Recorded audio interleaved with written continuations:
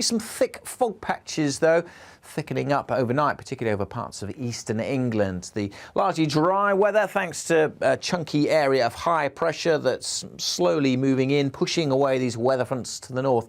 They have been bringing some rain to Shetland during the day, but that's fizzling out. And as I say, most places are going to be dry. But the fog is thickening up once more this evening over parts of eastern England. There is a Met Office yellow warning in place. That fog likely to be dense and likely to stick around for much of Friday. Well, we keep clearing skies across northeast England and parts of Scotland. There will be a touch of frost, but generally a lot of cloud across the south, keeping the temperatures up here.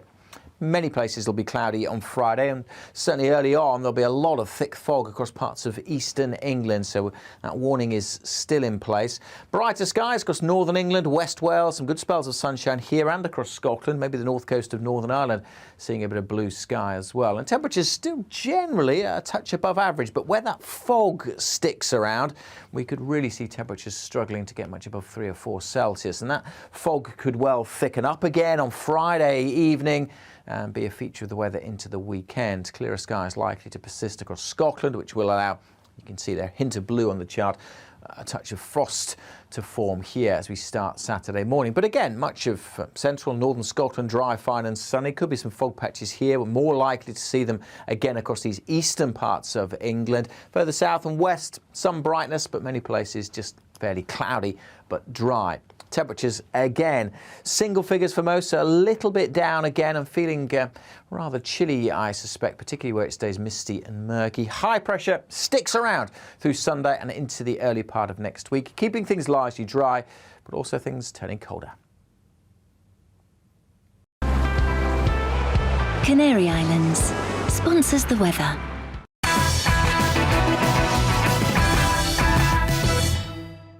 You're watching GB News live across the UK and the world on our digital stream. GB News is Britain's news channel. We are the UK's home of discussion and debate from all perspectives. We are here for you. Don't forget to join our YouTube community by clicking on that subscribe button. And if you want the GB News app, you can click and catch up on programmes anytime. We love to hear from you, so email us. gbviews@gbnews.uk. Thanks for being part of the GB News family. My name is Andrew Doyle. Join me every Sunday evening at 7 p.m. for Free Speech Nation. This is a show where we address current affairs and news stories of the week with the help of 2 wonderful comedian panellists. I brought in comics because I want to give it a lighter edge, and also they work for less. See you there.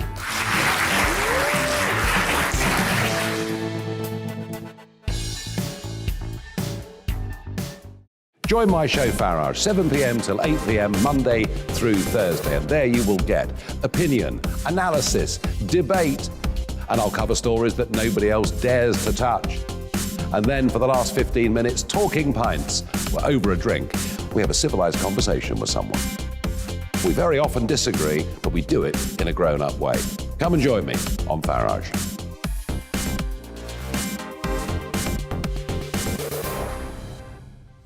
I'm Colin Brazier.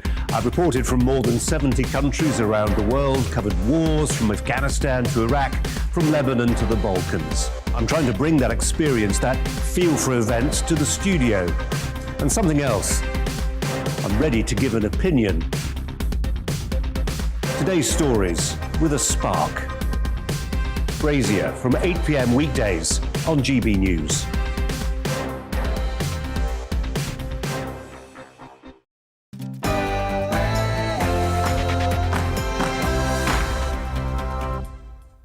Hello, my name's Dominic Frisby, and in just a few moments we'll be bringing you headliners. 2 comedians and I will be looking at some of the best stories from tomorrow's papers. But before we reveal their identities, here is the news with Polly Middlehurst.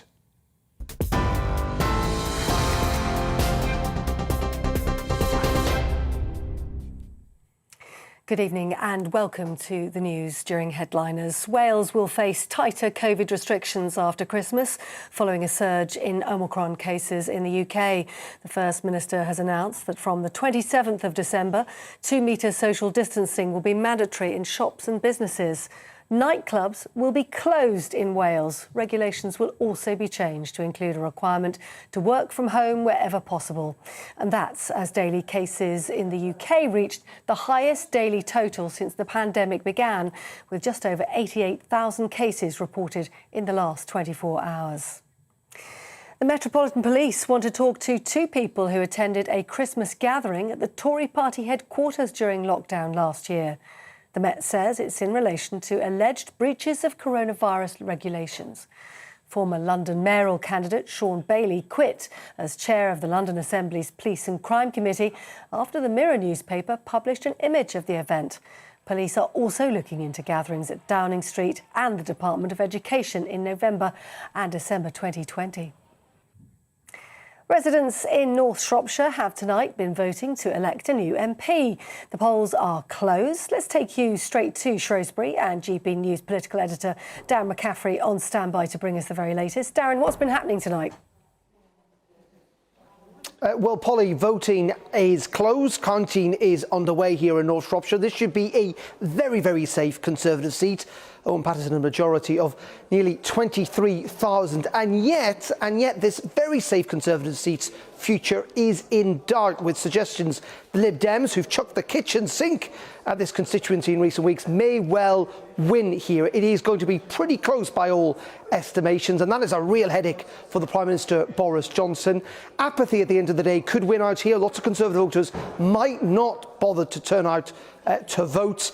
Many of them wanting to send a pretty strong message to the Prime Minister. If the Conservatives were to lose here, it would be a real headache for Boris Johnson, cause him lots of political difficulty in what's been a troublesome couple of weeks for the Prime Minister. We're expecting the results in the wee small hours, no sooner, we reckon, than 3 a.m. Long night for you, Darren McCaffrey. Thanks very much indeed.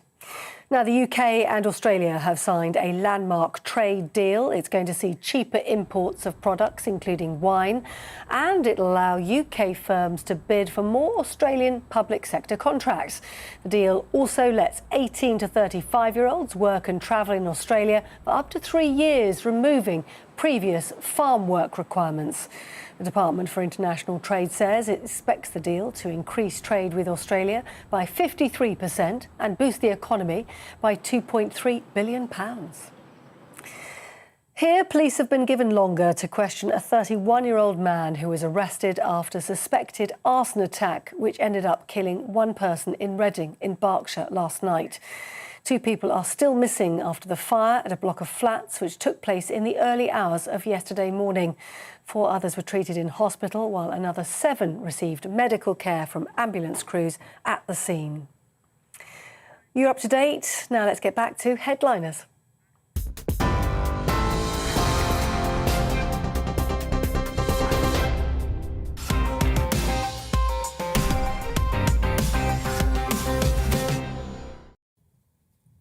Hello and welcome to Headliners. In the days before widespread print and literacy, the news was spread by town criers, ringing bells, crying, "Hear ye, hear ye." And when they brought bad news, they risked being attacked.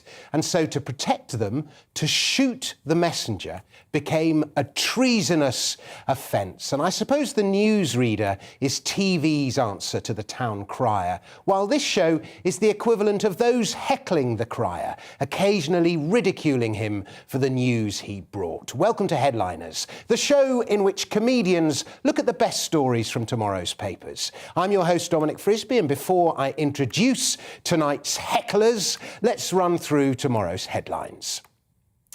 And we start with the Mail, which has Tories turn on Witty. We'll have more of that in just a moment. There we see the Daily Mail, and also Sex and the City's Mr. Big accused of 2 rapes. The Guardian leads with Sunak forced to return to UK for crisis talks amid Omicron surge. Is it Omicron or Omicron? I never know.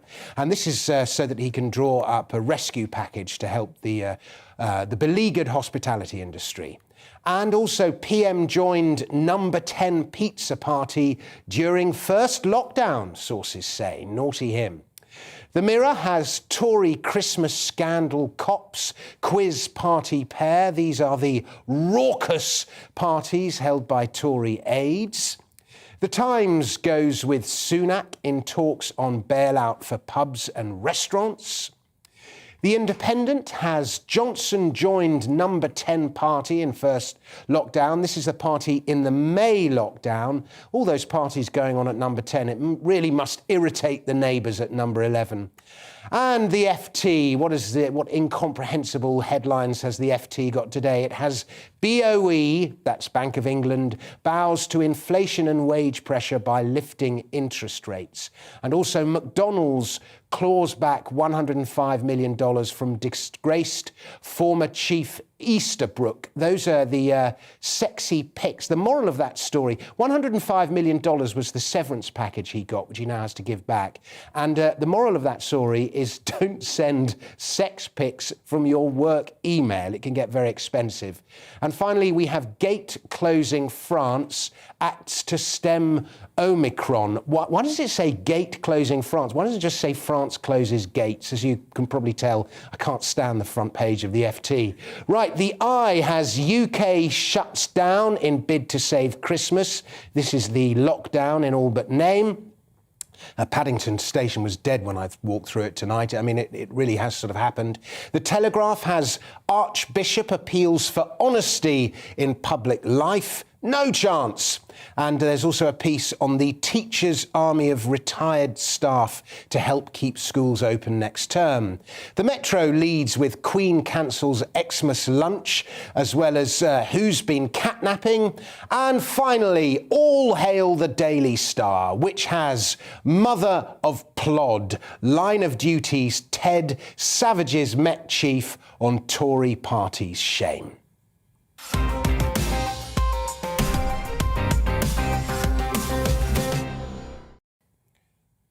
And so to tonight's guests. They are the silky-voiced Stephen Allen and, making her headliner's debut, the silky-dressed Sajila Kershi. Hello, folks. How are we both doing? Oh, good. Yeah, I like that description. Silky and musky. Silky and musky. Yeah. Very good. Where have you come in today? From Reigate. They're in Surrey. Yeah.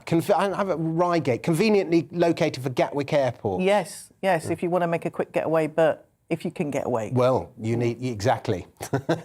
And Stephen, how about you? How are you doing? A nice day? Yeah, other than went to the dentist earlier on, and so it was only about half an hour before we came on that I could feel my face again, which is almost a shame. I like the idea of live broadcasting with only half the face working, but sadly it's back. I feel like going to the dentist is a bit like Google. The sort of dentist looks in your mouth and knows everything that you've been up to. Yeah. Actually, apparently they can tell whether you're right-handed or left-handed, where the crease is from your brushing. Like a side parting will be on one of your canine teeth. Apparently it is. The things you learn from Stephen Allen. There we go. Right, let's turn to our first story, which both the Mail and the Times have picked up on. Now, a big factor in the Brexit vote was to be done with these unelected bureaucrat Brussels officials telling us what to do. But it seems we still have unelected officials telling us what to do. In this case, the new medical dictatorship, or the public health socialist state, as the Tory MP Joy Morrissey put it. And certain Tories, in many cases the same guys who stood up against Brino, Brexit in name only, the MPs who voted against vaccine passports earlier this week, have turned on the unelected Chris Whitty, the Chief Medical Officer, for not deferring to the decisions of elected MPs and the Prime Minister. Whitty says it's his job and that his predecessors would have done the same, but his advice to cut down on socialising and not to mix with other households in the lead up to Christmas has in practice changed policy, and the resulting panic has seen the hospitality industry flooded with cancellations, and we have an effective lockdown. Sajila, what do you make of all this? I am actually a big fan of Chris Whitty. I think he's become a little bit of a celebrity in his own right over the past, year. And I feel this is a bit sort of sour grapes on MP's part, because I think he's doing their job. But he's just, as he said, he's just doing his own job. But when Boris says we're going to do this and then he does something else, is that not a bit naughty? But why is it naughty? I'm likely to believe him now more than Boris, because if he's saying something is not right and we should be more cautious. I mean, he was saying more or less the same thing as Boris, but Boris just didn't want to commit to it. I think what was his Boris' comments were, that although people should think carefully before going to events, the government was not going to cancel Christmas parties. Think carefully. What does that mean? Think carefully. I don't think either of them are doing as. I think we need leadership. So we need someone who's going to tell us what to do and sort of stand by it and actually, just lead from the front. And that's not happening. But if Chris Whitty is telling us from his sort of, professional view, this is what I think, and we still don't know enough about Omicron until January, after Christmas. So before then, all he can advise is go to what you think is necessary, prioritise your social calendar. The problem I have with that attitude is you end up with a health and safety attitude where caution takes precedence over everything, and you end up not living your life, and many people suffer as a result. And if you actually look at SAGE's forecasts, they have been woefully pessimistic and wrong. In many cases, the predictions of where COVID would go have not been as bad as they said it would be. Do you have any thoughts on that? Yeah, we've got the highest rate of infections this week, though, since the pandemic started. Obviously, we've got, we've had vaccinations and I had the booster. I've had the booster myself. I urge anyone out there, get your booster, because I just think if that's all that's available to try and protect me and people like me, then that's what we should do, we take the booster. But I'm going to listen to science over politicians right now, and I think he is still... I'm going to disagree with you, because I think he does know what he's talking about, but he's also trying to play it safe, like he isn't completely going against what government are saying, but he's almost become their mouthpiece. And I think you need to be careful, because have you seen All About Eve? I think there's a little bit of a takeover, because if there is, and I know that people are in the party talking about who can, lead, and I think he'd make a good leader. Stephen, the voice of sanity in a world of madness. What's your view on all of this? Well, that's strange of you to describe Chris Whitty as that. You've changed your tune. I'm afraid we're going to fall out because I'm going to defend him, in part because anyone who is a bald man with a science background is Team Steve. We've got a lot in common in that way. I take your point that if you just listen to Chris Whitty, then you might lead this health and safety style life that's not a full life. He's not the full picture, but he's certainly in charge of his own picture. So I don't think it's an issue that he's unelected. In fact, I'd rather that our medical experts are trained in medicine rather than elected. That's where expertise is better than just having people voting for you. The job of the politician is to listen to him and others, but that shouldn't silence him. I feel that science has been politicised. By the politics, not the science. Well, who's the paymaster? Now, if there is one unelected body that has an even poorer forecasting record than Chris Whitty and SAGE's COVID models, it is the Bank of England. And all this inflation we are seeing around us is transitory, it has repeatedly said. Oh, no, it isn't. And finally, it has raised interest rates to 1/4 of a percent, The Guardian reports. That is, with the official inflation rate over 20 times higher, above 5%. Real inflation, the cost of living, buying a home and so on, is of course much higher than that. So a 1/4 point rise is weeing in the wind, as the saying sort of goes. Now, I've chosen this story because though ostensibly interest rates is boring, there is a school of thought, to which I subscribe, that argues that so many of today's problems, from the inequality gap to this blob of a state which never stops growing, to the erosion of liberty, can be traced back to our system of money. Lenin, of all people, said the best way to destroy the capitalist system is to debauch the currency. So let's turn to you folks. Are you noticing inflation in your everyday life? How expensive are things getting? Yeah, a big jump happened with the petrol, quote mark, shortage, and ever since then filling up nearly empties my bank account every time. But it's a bigger worry about gas prices, because the fact that you don't pay for them on the day you use it, I don't really know what I've got coming down the pipes. Give me a few months, and when that bill comes in, it could be another reason why I'll be turning up here even more. Like having to put the work in, because, yeah, I'm definitely feeling the pressure. Are you feeling the pinch? Yeah, absolutely. I definitely, my food bill's more expensive, my fuel bill's more expensive. Just everything seems like more inflated than it was before. And that's where shops that are offering offers, I'm actually going to those, whereas normally I would have just bought what I wanted. Now I'm being more sort of sensible in where I shop. I'm going to give you some stats because I like some statistics. In 1970, the average house cost £4,000. Today, it's 65 times higher. Wow. £265,000. The typical car, Ford Cortina, cost 880 quid in 1970. Today, it's just shy of 30 grand, 32 times higher. Pint of beer, 33 times higher. Pint of milk, only 9 times higher. The average salary, 20 times higher. So things have appreciated at a far greater rate than salaries have. And if you go back to the 19th century, when gold was money, prices actually fell over the course of that century. So people's savings bought them more and more each year, whereas this time around they buy us less and less. And it's a terrible dynamic.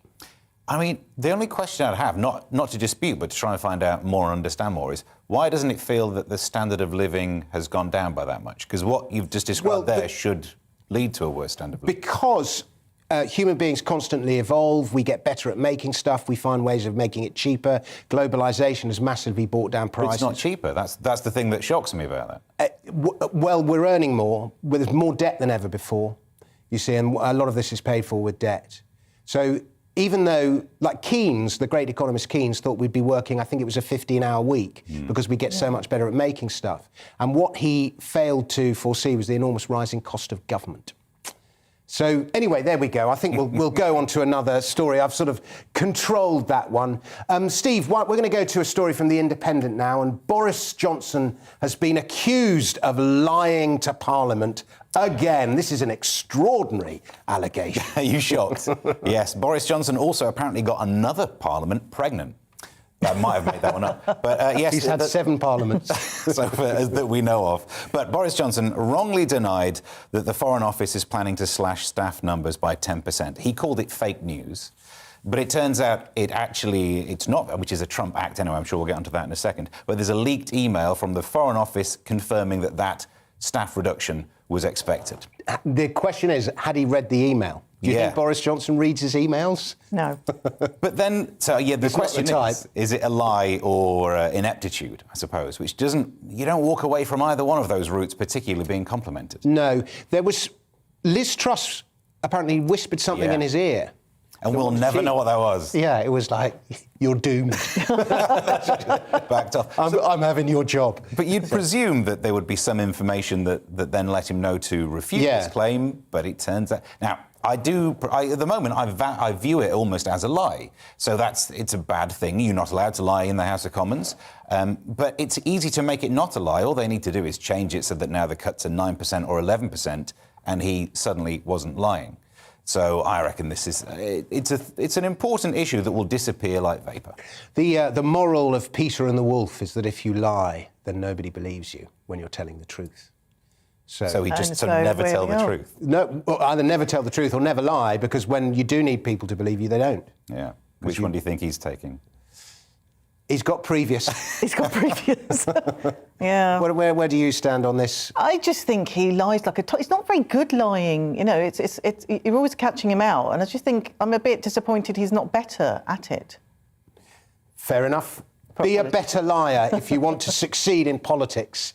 Right, we are going to take a break. It's going to start with the weather, then we're going to have ads, and then we'll be back. Don't go anywhere. It's time to remind ourselves there's always another winter. Canary Islands sponsors the weather. Hello. Dry and cloudy for most today, and the next few days we'll see more of the same. We are going to see some thick fog patches, though, thickening up overnight, particularly over parts of eastern England. The largely dry weather, thanks to a chunky area of high pressure that's slowly moving in, pushing away these weather fronts to the north. They have been bringing some rain to Shetland during the day, but that's fizzling out. And as I say, most places are going to be dry. But the fog is thickening up once more this evening over parts of eastern England. There is a Met Office yellow warning in place. That fog likely to be dense and likely to stick around for much of Friday. Friday. Well, we keep clearing skies across northeast England and parts of Scotland. There will be a touch of frost, but generally a lot of cloud across the south, keeping the temperatures up here. Many places will be cloudy on Friday, and certainly early on there'll be a lot of thick fog across parts of eastern England, so that warning is still in place.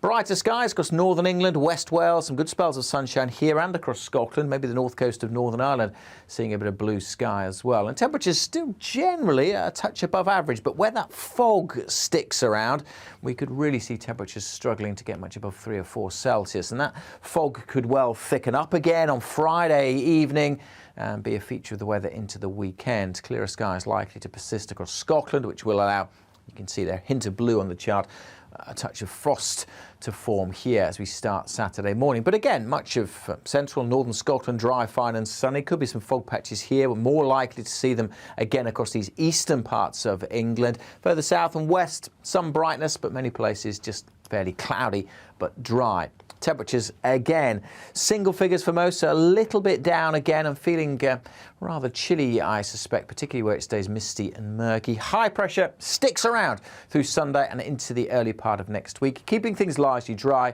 but also things turning colder.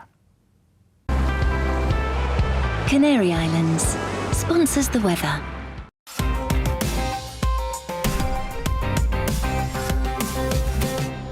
You're watching GB News live across the UK and the world on our digital stream. GB News is Britain's news channel. We are the UK's home of discussion and debate from all perspectives. We are here for you. Don't forget to join our YouTube community by clicking on that subscribe button. And if you want the GB News app, you can click and catch up on programmes anytime. We love to hear from you, so email us. gbviews@gbnews.uk. Thanks for being part of the GB News family. My name is Andrew Doyle. Join me every Sunday evening at 7 p.m. for Free Speech Nation. This is a show where we address current affairs and news stories of the week with the help of 2 wonderful comedian panellists. I brought in comics because I want to give it a lighter edge, and also they work for less. See you there.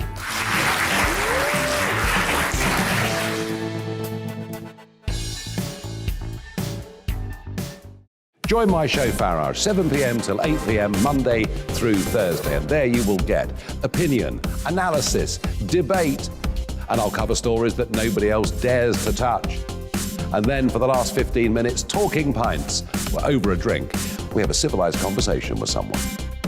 We very often disagree, but we do it in a grown-up way. Come and join me on Farage.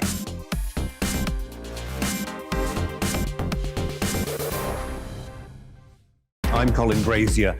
I've reported from more than 70 countries around the world, covered wars from Afghanistan to Iraq, from Lebanon to the Balkans. I'm trying to bring that experience, that feel for events, to the studio.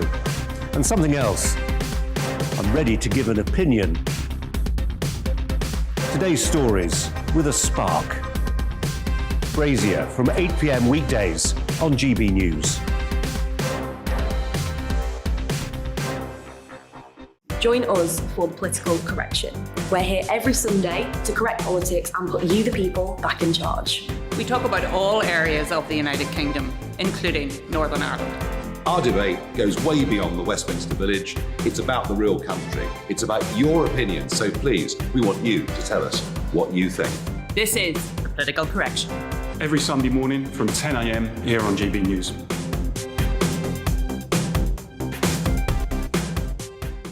You're watching GB News live across the UK, the world, and our digital stream. GB News is Britain's news channel. We are the UK's home of discussion and debate from all perspectives. We're here for you. Don't forget to join our community by hitting the subscribe button. And download the GB News app so you can click and catch up on programmes anytime. We love to hear from you. Email us at gbviews@gbnews.uk. Thanks for being part of the GB News family.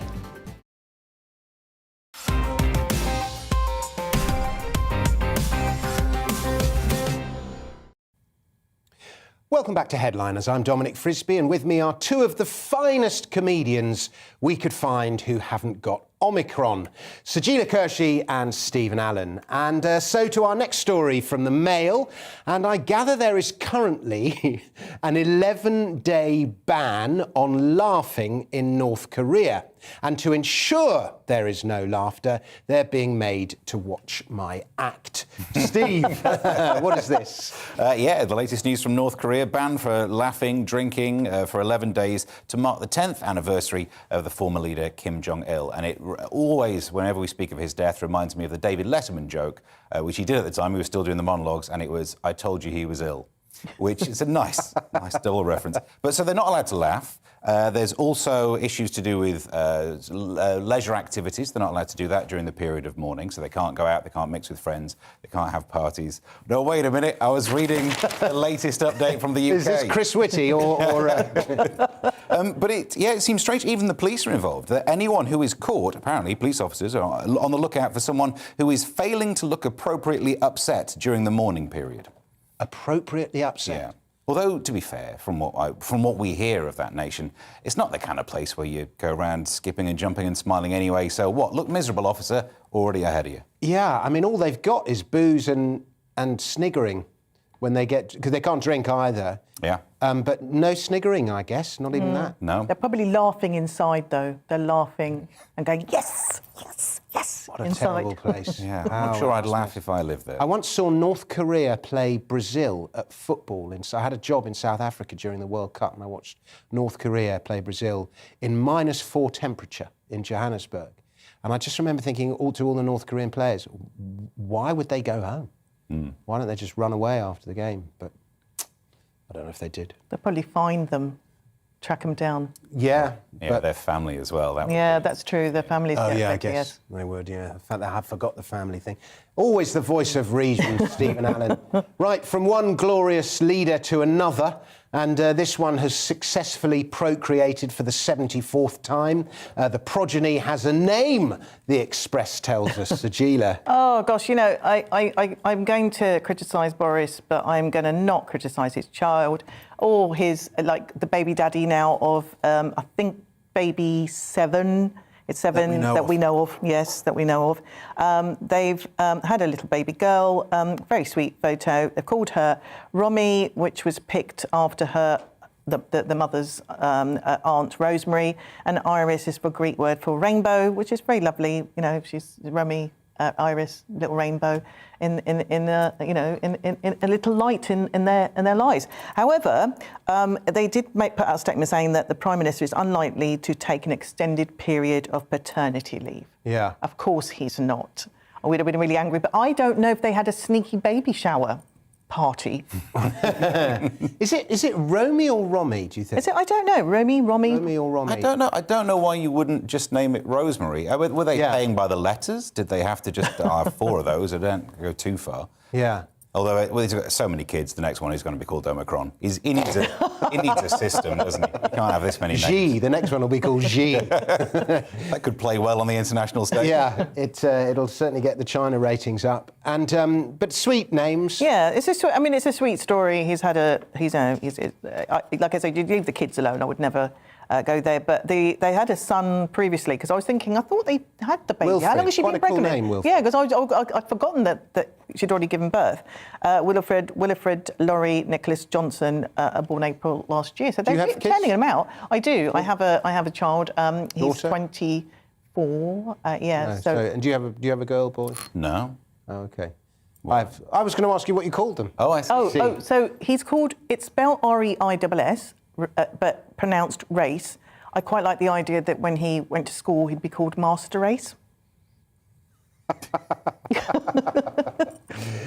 The BBC has been deceptive and dishonest, it says in The Telegraph. You've got this one, Steve. Yeah, John Cleese is upset. He claims that BBC World Asia, they sent an interviewer that portrayed him in an old-fashioned and uncaring and basically harmful way. But when you get into the details of what happened in the interview, is that he sat down to interview to plug some shows that he was doing, absolutely fine, and then she asked him about cancel culture, Which I think is absolutely fine, because he's kind of somehow ended up being the poster boy for cancel culture, given that he's been on both sides of this debate, both the cancellee and the canceller of himself when he became the cancellee after he cancelled himself. So you can understand how that would be a topic that gets raised with him. And then she asked a further question. This is what interviewers do. So I'm not incredibly sure that we've got anything here other than he's upset with the way an interview went. He said he didn't storm out, but he took his headphones off. I guess, again, absolutely his right. She can ask whatever she wants. He can not answer whatever he wants. Yeah, I guess he was promoting his show.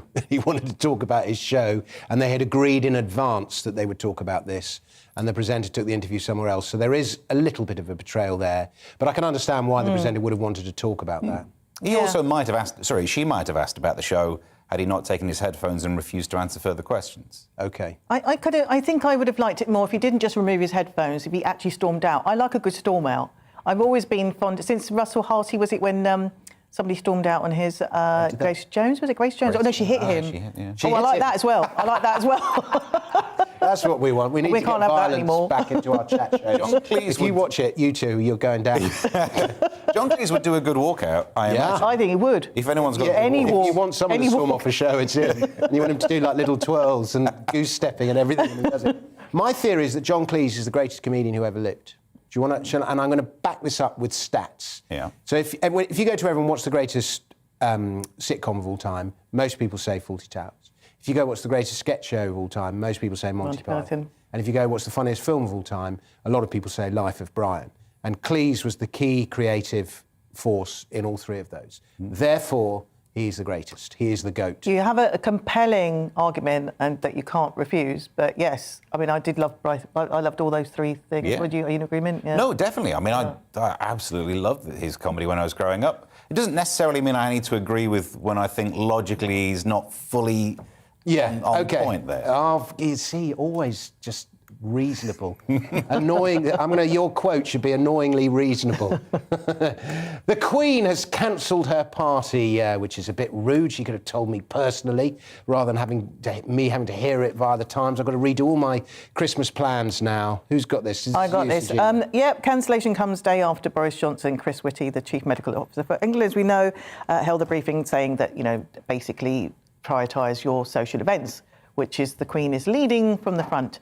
However, I also think she probably wants to avoid having the extended family over and having those difficult conversations like, what's Meghan and Harry up to, or where is Andrew these days?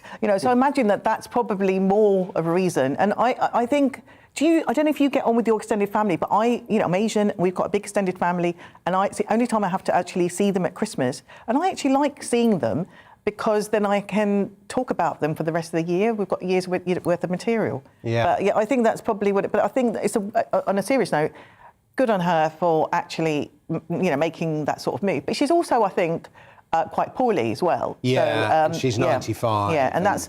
I mean, I don't want to host stuff now, let alone when I'm 95. I'm sure she does all the work herself. Yes, does all the cooking and the washing. Were you going to go as well, as part of the extended family? No, not me. I'm a scummy northerner that I don't think will get an invite, I'm afraid. Okay. Certainly after some of the jokes I've done about the Royals, I'm not expecting any honours at any stage of my career, also due to the state of my career. But it was prioritising, and this, as you say, this is what the fallout of Chris Whitty's words are, and the only complaint I have is about how awkward it must be to have to uninvite someone. Because it's not like everyone's been uninvited, you just didn't make the cut. And it said in the newspaper that often the people who go to this one are the Gloucesters, the Duke of Kent and the Michaels of Kent. Oh, that's got to hurt. You're not A grade. You're B grade Royals. See you next year. It's the one chance you get to hang out with the Queen. Gone. Right, we're going to take an ad break. Don't go away. Part 3 is the best bit, and it's coming right up.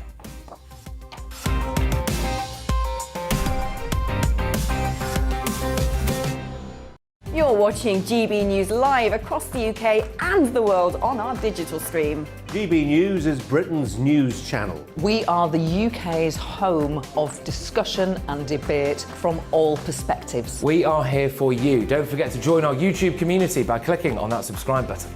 And if you want the GB News app, you can click and catch up on programmes anytime. We love to hear from you, so email us. gbviews@gbnews.uk. Thanks for being part of the GB News family. name is Andrew Doyle.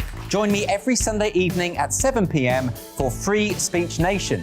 This is a show where we address current affairs and news stories of the week with the help of two wonderful comedian panellists. I brought in comics because I want to give it a lighter edge, and also they work for less. See you there.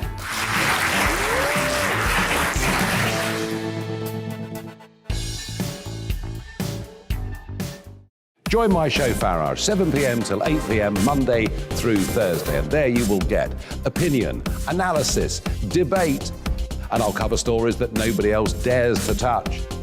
And then for the last 15 minutes, talking pints. We're over a drink. We have a civilized conversation with someone.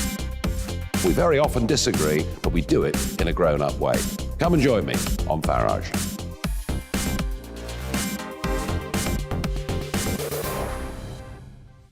I'm Colin Brazier.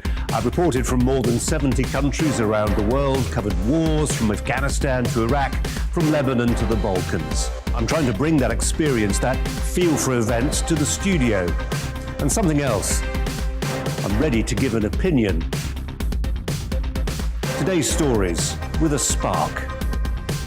Brazier from 8 p.m. weekdays on GB News.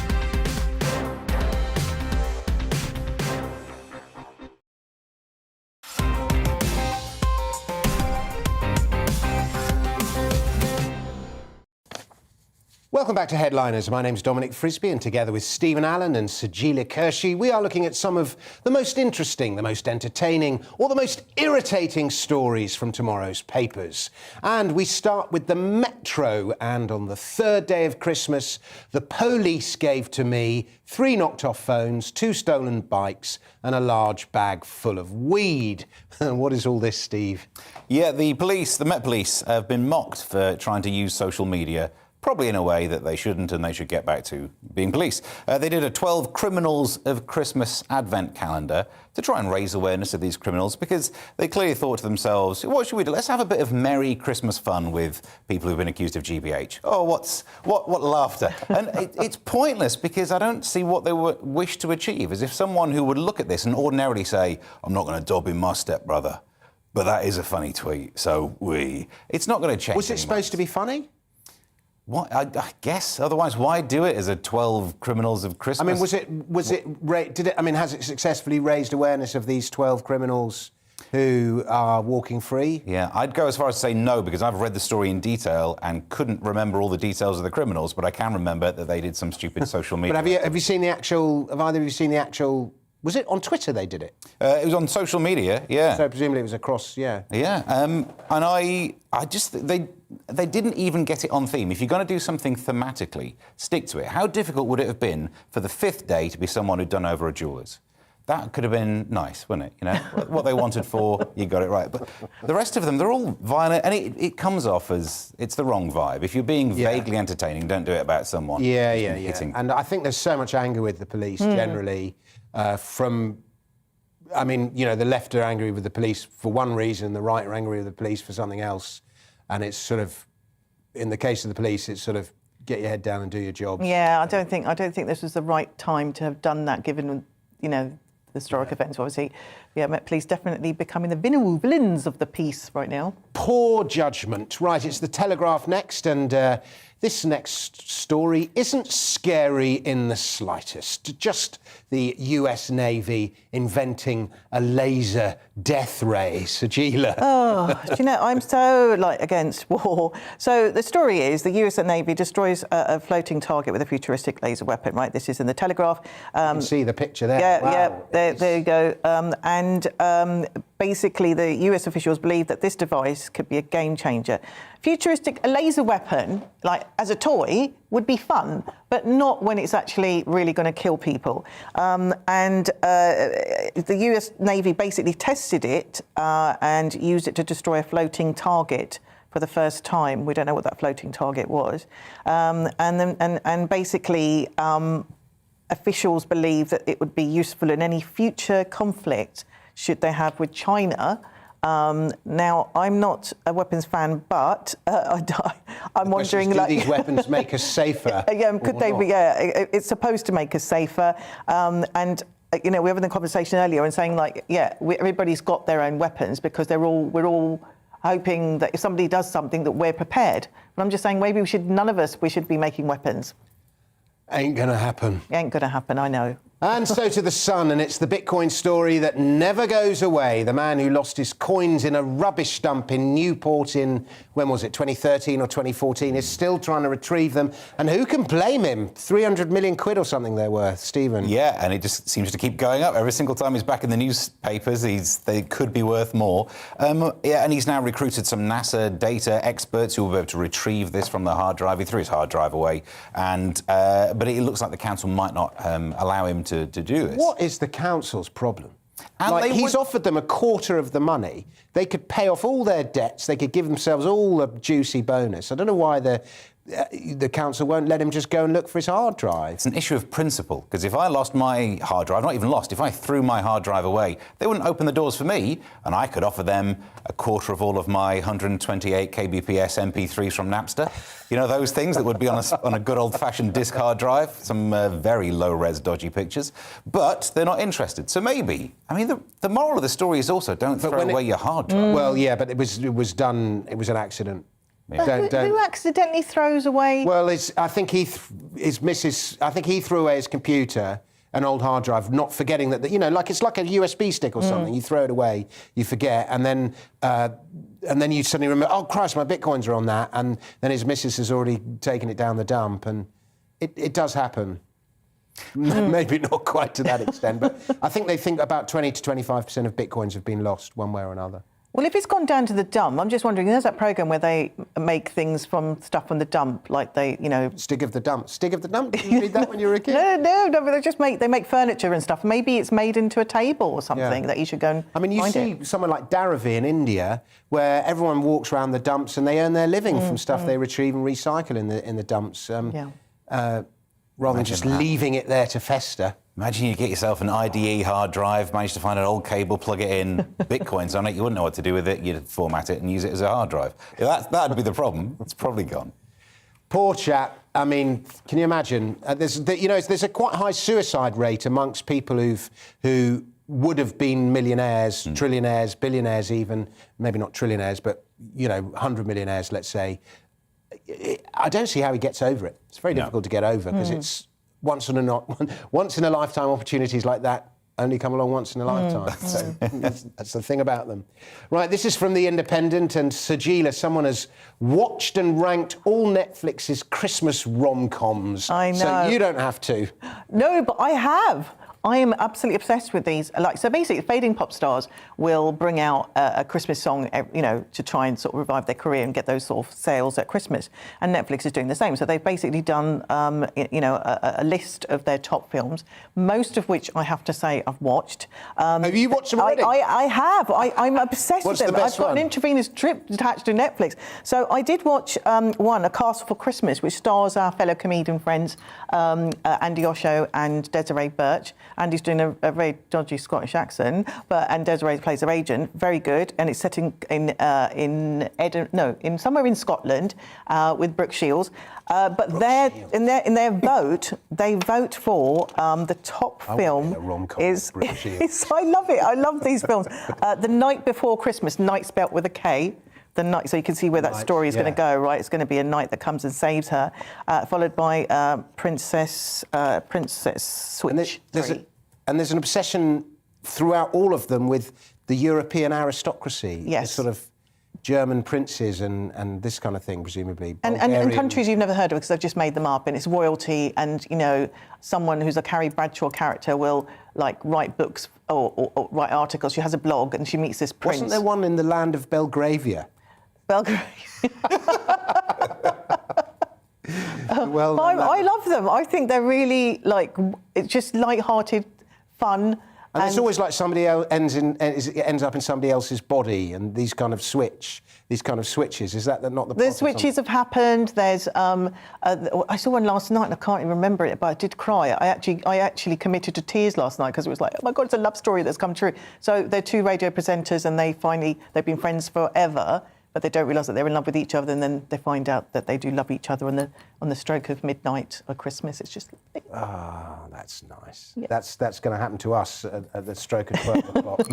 Right, we turn to the Mirror for our next story and talk about inflation. In the old days, sending texts would cost you 10p, but the world's first ever text is being auctioned as an NFT, and it looks like it's going to...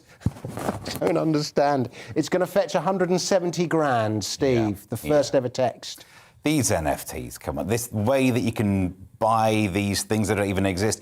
A couple of years ago, whoever was in charge of IKEA, I remember, gave a speech saying we've reached peak stuff. We don't need to buy more stuff. And what's happened is we've found a way of buying things that aren't even stuff. It's just a way of spending some more money. So this text that was sent back in the day from an Orbital 901 handset, it was received on the handset from an engineer in Newbury Barks, December 1992.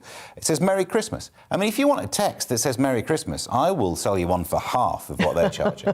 And maybe even less. I'll do you a deal for, a couple of years. What really upsets me, though, is that he helped develop this... Is it a picture of the... Is that it, what we're seeing there? Is that the NFT? They actually do flog you the handset as well. So you can get a handset with it on it, but the non-fungible token means that you just effectively get to own some... blockchain-related number that links to it. That's all it basically is, isn't it? But what bothers me about it is Mr. Papworth, who sent it, had just developed the company's short message service, SMS, and sent it from a computer. It's not even a real text. If it was sent from a computer, I don't think that counts. OMG. I agree. Spam. You're paying that much for spam. Yeah. I wonder what the first spam email would fetch. Now, there's some value to that. Right, well, The Telegraph has our next story, and it's a story that might inspire another Kate Bush song. Sajila. Right, so The Telegraph says Bronte sisters' manuscripts and poems among the literary crown jewels saved and donated to libraries nationwide. So £15 million raised to rescue this collection, which includes unexamined set of manuscripts by Charlotte, Emily and Anne Bronte, Price's manuscripts, poems by the Bronte sisters. I mean, it's just all this archive and stuff that none of it, that we haven't even seen. I didn't even know existed. Emily Bronte's holograph notebook of 31 poems, many scholars believe that it was lost, and they found it now conveniently. And I just think it's weird that these things just come out. So where's all this been sitting for? I don't know. I didn't read that far in the story. sorry, viewers. But yeah, I don't know where it's been sitting, but they found it. And this happens now and again, where you find this lost archive of stuff, that artists or writers have got. And I think we should do that as comedians. We should maybe just. Well, you see, old more Beatles famous when we're songs, dead, don't you? You see that they'll find the words to an old Beatles song, and then they'll be worth a fortune. But I often think, if you think, you write a joke, and how often do you rewrite the joke and just change and tweak it until you finally get to your sort of the joke that becomes part of your act? And is this? I mean, are these? Would the Brontes actually want us reading this? Yeah, it might not be their best work. Yeah. But the fact that it's not been examined yet makes me think, pull your finger out and examine it. We've just had to drop 15 mil to keep this. If you'd have gone through it and worked out what's rubbish, we probably could have had this sorted. Yeah. Sell it as an NFT. And so to the Mirror and Britain's most average town, which is about to go nuclear, Steve. Yeah, it's the Mirror being very tabloid about science, very hyperbolic. So Didcot in Oxfordshire was named England's most average town in 2017. There's the canvas to set this on. Now there's a firm... Didcot Parkway. It's a great train station, isn't it? It is. I mean, but it's one of those, you always go through Didcot Parkway on the way to Bristol or Cardiff or somewhere, and you think, well, what happens at Didcot? Not a lot. Well, not a lot previously. It was the most average town in the UK. However, there is a company that's working on a piece of science. This is the Tokamak Energies reactor called the ST40, for those writing down the numbers of reactors, that will fire 140,000 amps of electricity into a cloud of hydrogen gas and therefore make it 50 million degrees Celsius, which is hotter than the sun. That famous Partridge line is true. Possible. Well, there's no reason. There's no upper limit on temperature. There's a lower limit because when stuff stops moving, you can't go lower than absolute zero when you've got all that symmetry and no movement. However, you can keep getting hotter and hotter until it just breaks up. Eventually, they want to get it to 100 million degrees Celsius, and the sun is only 15 million. But the headlines say it's more powerful than the sun. It's also a lot smaller than the sun. Their little test unit is not going to be sun-sized. Maybe put that in your maths before you make it sound terrifying. Well, what do the residents have to say about this, the locals? I mean, would you like a hotter temperature than the sun nuclear device being in Reigate? Would you like that up the road from you in Reigate? I don't think Reigate would approve, actually. I think there'd be lots of very serious letters from Reigate. I want to go to Didcot, though. I do want to now, because I, like you, passed it and think, well, I didn't know this was happening. It's very, very exciting news for them. Feel the warmth on your cheek. Well, I'll be Didcot. Now, what you don't know, dear viewer, is that Stephen Allen has a degree in chemistry, which is why he was able to talk with such great wisdom about the possibilities of temperature. Now, the eye is next. And had Oliver Twist been at this school dinner, one wonders if he would have asked for more. Sajila. Oh, this really made me feel sad. So it's on the eye, and a school was basically forced to apologise for a disgraceful £3.50 Christmas dinner after the parents were outraged. And in the meal, they were offered basically an unbuttered bread roll, a slice of turkey, one little tiny pig in a blanket, a square of stuffing, and a mince pie. Well, we can see it there. It looks so bland. It does look awful. And one of the commentators said that the school should be ashamed of themselves, probably someone from Reigate. And another described the meal as disgusting. And Kieran Walsh, whose two daughters attend the school, she basically addressed this in a tweet. Sorry, I think it's a guy. He added, if you want your kids to have the best at Christmas, you want your kids to have the best at Christmas.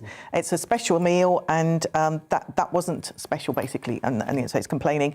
However, the students themselves, right, you'd think they would be the unhappy ones.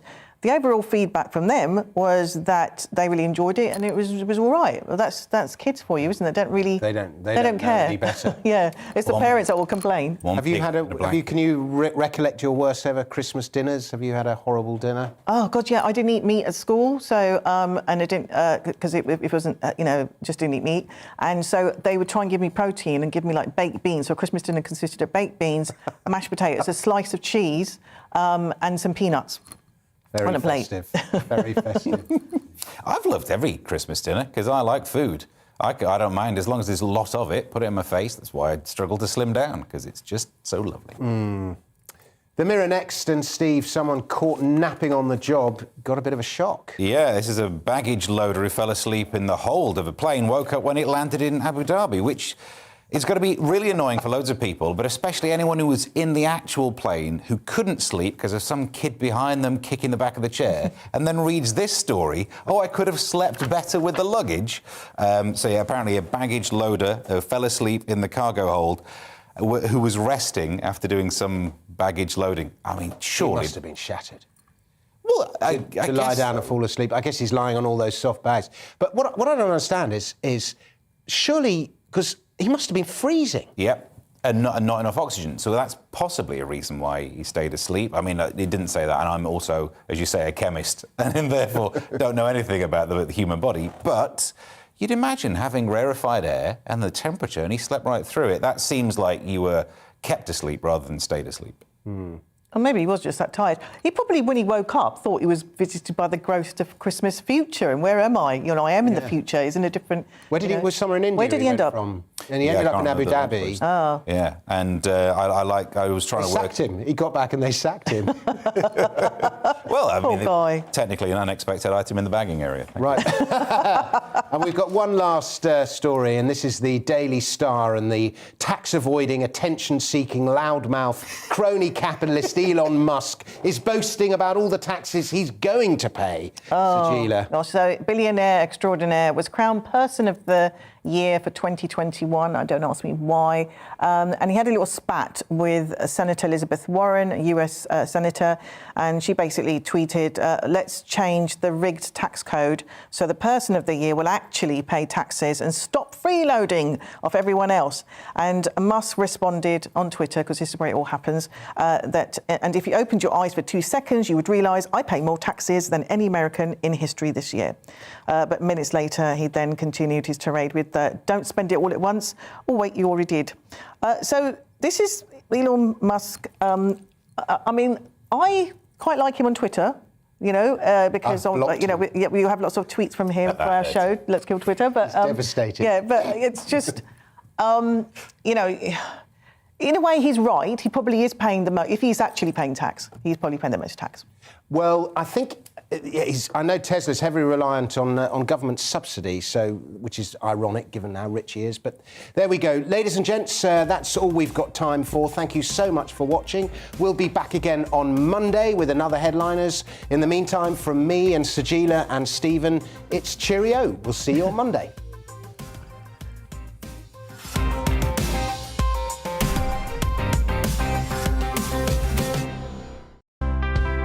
It's time to remind ourselves there's always another winter.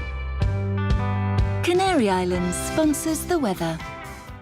Hello. Dry and cloudy for most today, and the next few days we'll see more of the same. We are going to see some thick fog patches, though, thickening up overnight, particularly over parts of eastern England. The largely dry weather, thanks to